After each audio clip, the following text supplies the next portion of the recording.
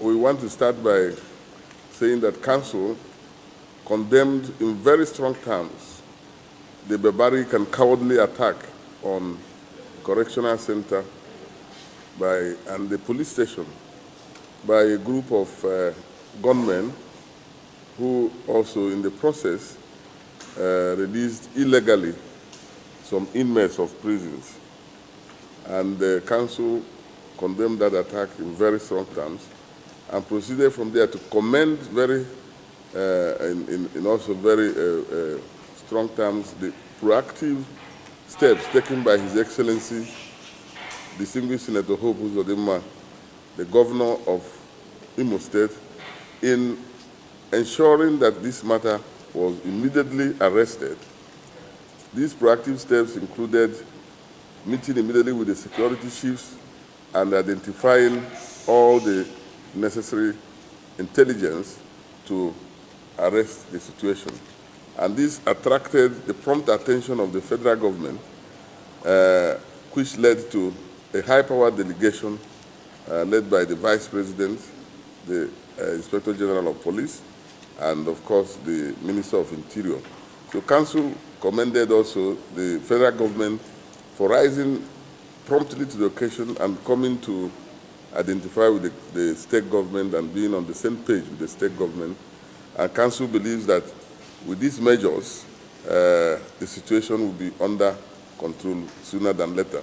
Council also urges the security agencies to expedite their investigation and make sure that no stone is left unturned in the process of the investigation, and make sure that their searchlight is beamed to every possible suspected area and not concentrate on only one area. They should beam their searchlight on all possible suspects and ensure that those who perpetrated this dastardly act are fished out and brought to book as quickly as possible.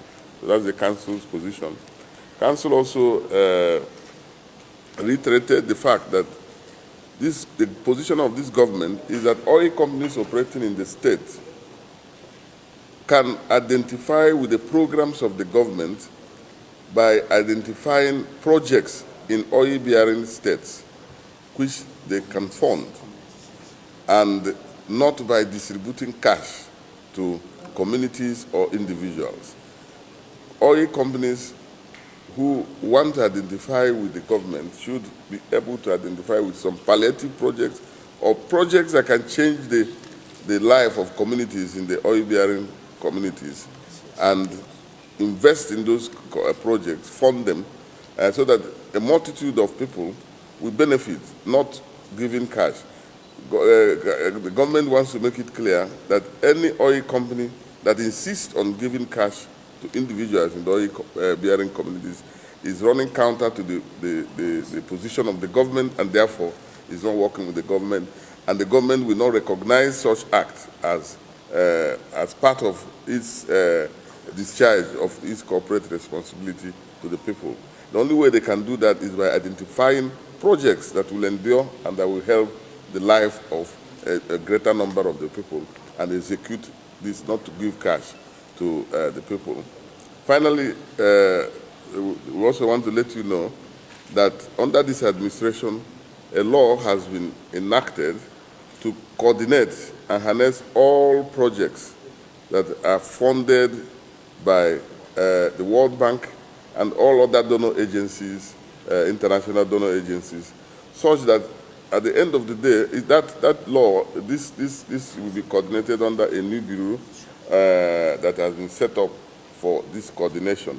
And the whole idea is to ensure that these projects are documented and that they endure, and that they're not like the ad hoc thing we used to have. This is a new, completely new era, new down, so that you now have a document or evidence or facts you can get on projects executed through World Bank, other donor agencies, MDGs, and so on and so forth, so that it can endure, it can go beyond the administration, and that that way we have a record of who brought what, how much was spent, and then those projects can also continue. What happened in the past, what used to happen in the past, is that there is no document, there is no evidence of anything.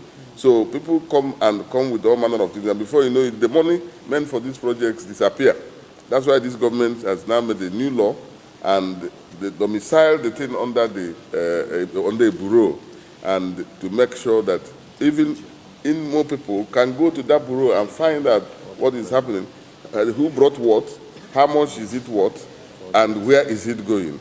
This is the epitome, the evidence of accountability.